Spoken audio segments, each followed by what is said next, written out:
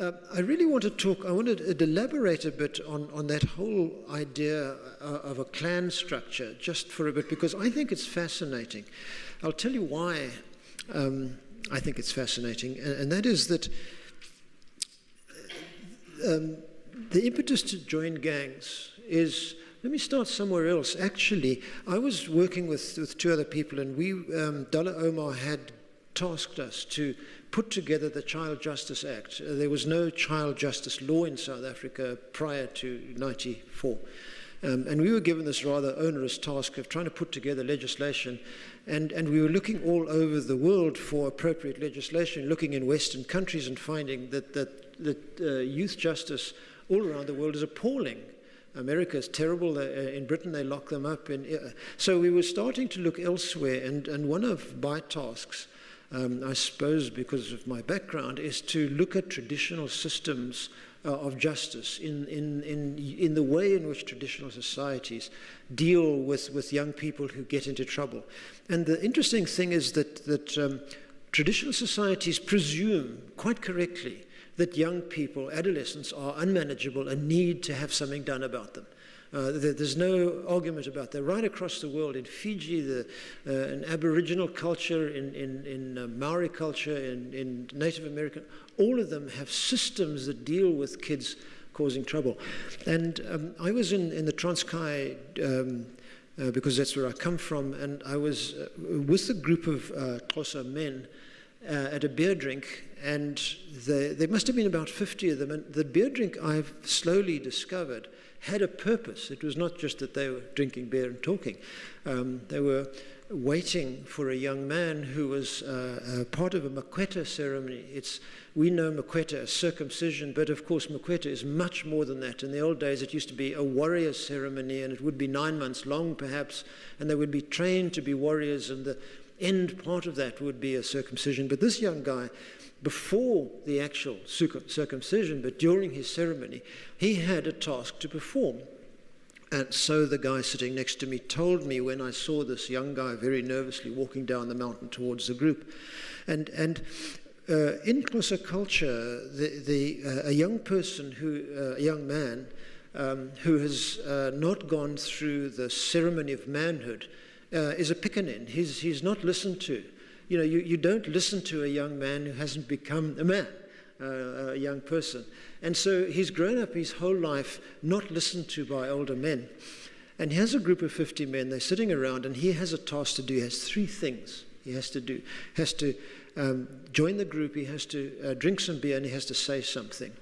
And this is what the chap I'm sitting next to tells me.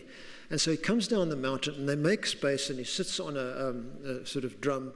And nobody says anything. There's no, hello, how are you? He just sits down. He joins the group. And the beer's passed, and he has some beer, and he looks sort of, this is very exciting, and he hands it on. And his final task is to say something. Now, he's never been listened to by men in his life. And there might, and it turned out there was a good reason. There's a reason in these old cultures for that kind of non-recognition towards the power of the recognition. And I'm watching this guy very carefully, and he finally says something. And everybody stops and goes, okay, that's right. And then they carry on talking, but I'm watching him. And it's hard to describe what happened. He became a man like that. His whole demeanor changed. He just, the power of recognition and acceptance. When he got up to walk away afterwards, he was not the guy who went to sit down. It was just the most extraordinary experience. It's hard to describe. And that was one of the things that got me and us involved in the way in which we created the Child Justice Act, around transitional moments that we can put into justice that change the way in which we deal with young people. And that's part of what I do at the Chrysalis Academy, and that's probably why they invited me to be there, because they like that kind of thing. And so what I came away with is, what is that? What is going on there? What is happening? And there have been writings about this, and one of the guys who has written a lot about this. Is an American called Arnold van Gennep. Oh, I think he's Dutch, actually, but he was writing in the States. And he looked at this process of transition that happens. And I'll tell you why I'm talking about this in the context of gangs in a moment. But he says there's a moment of separation where the young person is no longer a child, but they're not yet an adult. And there's this extraction from the social structure. He's talking about traditional systems where there's sort of language and posture and disposition changes. And we know that from adolescence. We probably have them, and they get angsty, they get difficult, and they start distancing from you and bouncing off you. And then there's what Van Gennep calls liminality. The limen is a door frame. It's a French word. Maybe Van Gennep was French, but it doesn't sound like it.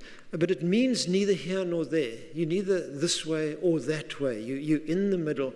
And in traditional societies, it's a state of magic. It's the state of anything can happen. Traditional societies amplify that state of magic. They create ceremonies. You might not know, but bungee jumping is one of those ceremonies. Vanuatu, it comes from there, where they jump off towers which they build with vines around their feet. It's a rite of passage.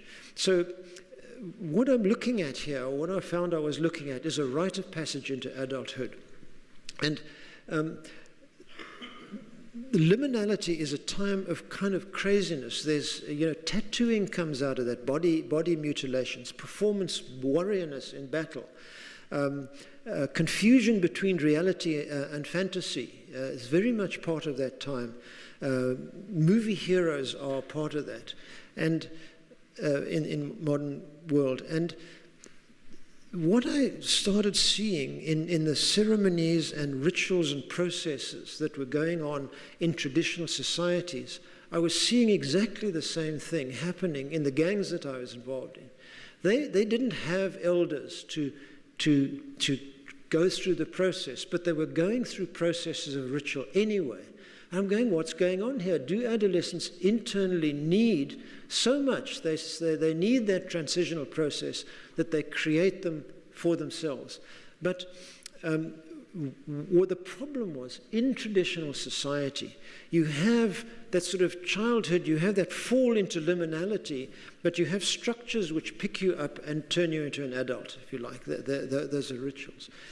With the gangs, it's the same initial sort of need, but there's what I call free fall. They go into free fall. There's no rituals and processes and elders to pick them up, to put them back where they are. So they get deeper and deeper into trouble.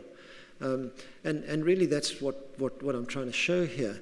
One is a process of integration into society. The other is a process of dispersion, wider and wider and further and further. The more gang rituals occur, the more society rejects them, and the further they get from society, so they can't get back in.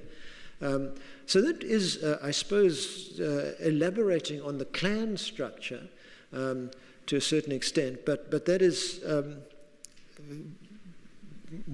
what I think the gang initiative is, from the internal needs of the kids, quite apart from all the stuff I was talking about last night about how a situation arrives at a gang. There's also an internal move and a desire to be part of a group of a peer group and to shine in that space. And if you look at the traditional and gang rites of passage, there's a lot of parallels. There's the induction, there's the sacred ground, the neighborhood turf. There's peer ceremonies which are the same. They're initiatory death and rebirth, which very often is the shootouts in our areas here. And you have the whole warriorhood, scarring, tattooing thing. The problem is you don't have, as I said, community acceptance, and that makes it very difficult for these kids to get back. But kids get into gangs because of a sense of belonging, the fact that there's peers, there's mentors in the gang bosses, and if you remember, many of these kids don't have fathers. I'm talking about young men, and the gang boss is the only mentor around. Many of these areas, I found that the state has lost control of them completely. The syndicates run those areas, and the state, in terms of government officials, move in and out of there. But the core of that will be the syndicates, and the syndicate bosses become the mentors. There's all these rituals of getting into it, and there's an opportunity that these people have to prove themselves.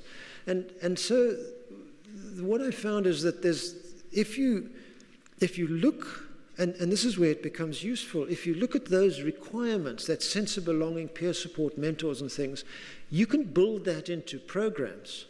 You can actually take, I always say to people who I have been assisting with getting programs together, make them look like gangs, make them feel like gangs, build gangs, take them into a different space. Kids like that structure. It works for them in a strange way. It sounds odd. People look at me a bit strangely because here's the guy trying to get rid of gangs, and I'm telling him to build gangs, but actually there's an element of truth in that. Would you digress a second? How much of what you're saying applies to colored gangs? It sounds awfully COSA-centric. And you mentioned yesterday you started out in District 6, or with a gang that originated in District 6. Does all of this apply to colored gangs? Okay, the question is, does this only apply to colored gangs? Does it apply to only African gangs, or it's across the board? People come from different traditions. Adolescents need the same thing.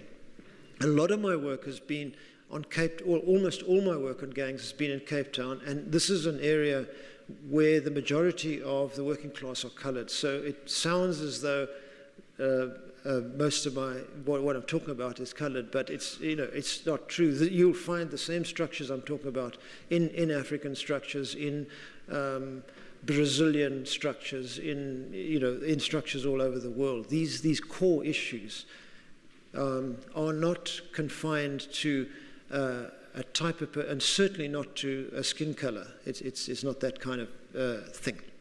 I don't know whether that helps, but perhaps as we go on, you can ask the question in a different way. When you talk about sacred ground, is that applicable to colored gangs? Oh yes, turf, and I'll talk about that in a moment. And if it doesn't answer quite exactly, let me know. But that's what I'm going to be talking about.